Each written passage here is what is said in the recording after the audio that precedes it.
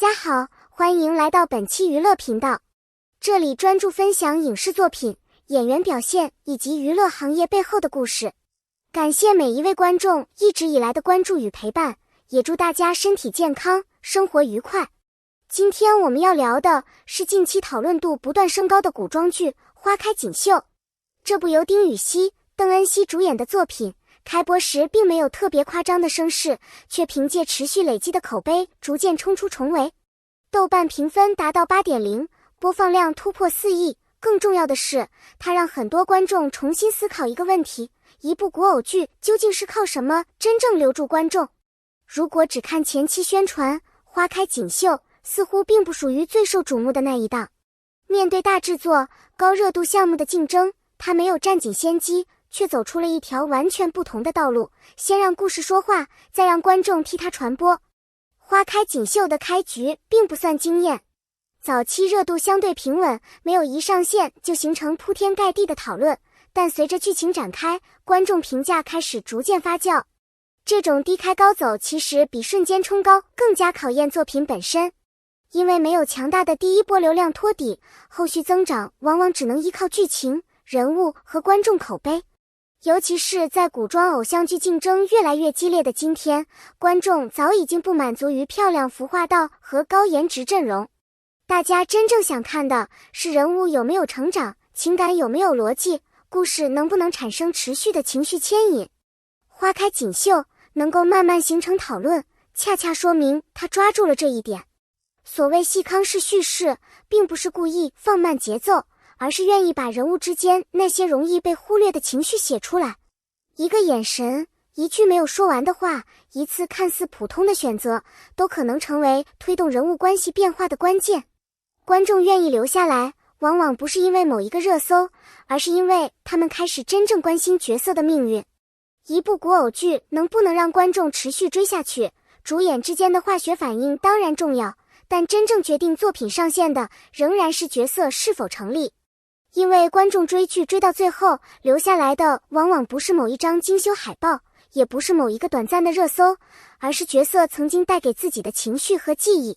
丁禹兮在这类情感戏中的优势是能够通过比较细微的表情、眼神和语气完成情绪递进。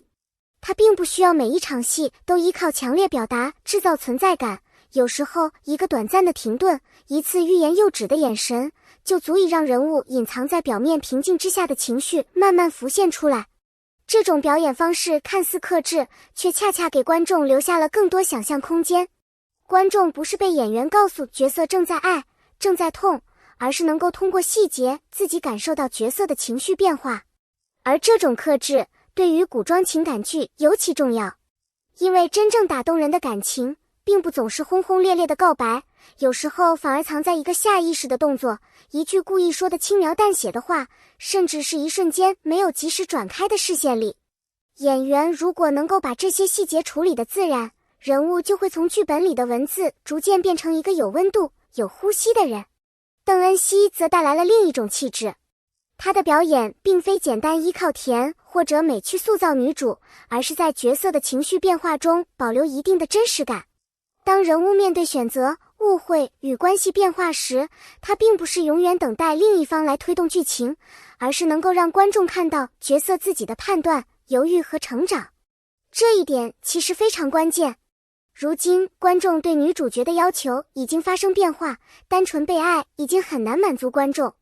大家更希望看到一个有自己想法、有行动能力、能够为人生选择负责的人。当角色拥有这样的主体性之后，爱情线才不会显得悬浮，人物关系也会更加立体。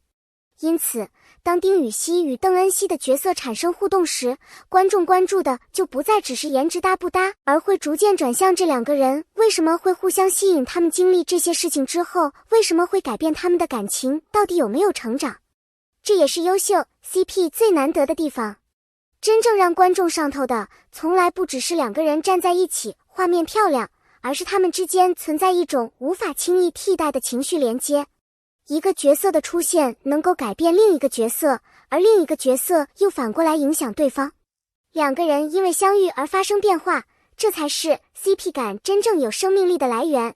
换句话说，如果把演员简单替换之后，人物关系依然可以毫无区别的成立，那么这种 CP 感可能更多来自外部包装。但如果观众会觉得这个角色只有他来演才有这样的味道，这段关系只有他们两个人才能走到今天，那么角色与演员之间就真正形成了彼此成就的关系。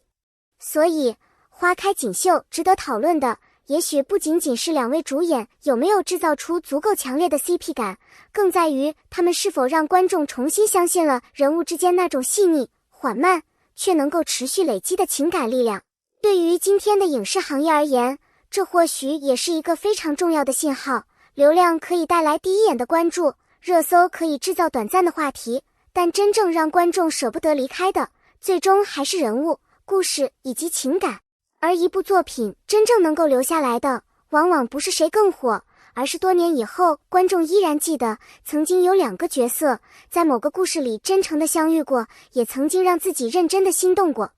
花开锦绣最值得关注的地方，其实并不是单纯的4亿播放量，而是它所代表的一种市场变化。过去，一部国偶剧想要成为爆款，往往需要顶级演员、超大制作、密集宣发以及高强度热搜共同推动。但现在的观众越来越理性，宣发可以带来第一批点击，却未必能够带来长期追剧。如果剧情空洞，前期再热闹，也可能迅速降温。反过来，如果一部作品能够不断提供有效情节，让观众产生还想再看一集的冲动，那么社交平台上的自发讨论就会成为另一种传播力量。这也是花开锦绣给行业带来的启示。所谓 C 级项目并不意味着一定没有机会，真正决定一部作品生命力的是内容能不能形成自己的价值。当然，我们也应该理性看待评分、播放量和热度数据。不同平台的统计口径并不完全相同，任何单一数字都不能直接等同于作品的全部质量。比数字更值得关注的是观众为什么愿意留下，以及一部作品到底给行业留下了什么。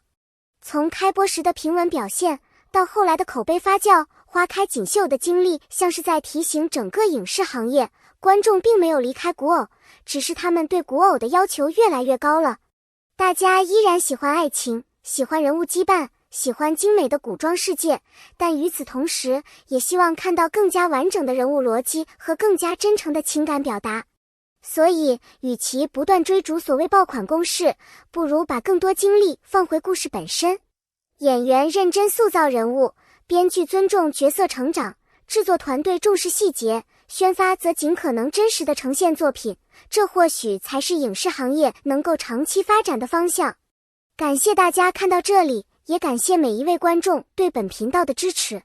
如果你喜欢这样的影视分析，欢迎关注频道，点赞并分享给更多喜欢追剧的朋友。最后也想把一个问题留给大家，你认为花开锦绣真正逆袭的关键是丁禹兮与邓恩熙的演员表现，剧情本身的细糠式叙事，还是观众越来越理性的审美变化？欢迎把你的答案留在评论区。希望我们追星时保持热爱，看剧时保持思考，也希望整个娱乐行业能够少一些虚假炒作，多一些真正值得被看见的作品。再次感谢大家的陪伴，祝各位观众身体健康，每天都有好心情。我们下一期节目再见。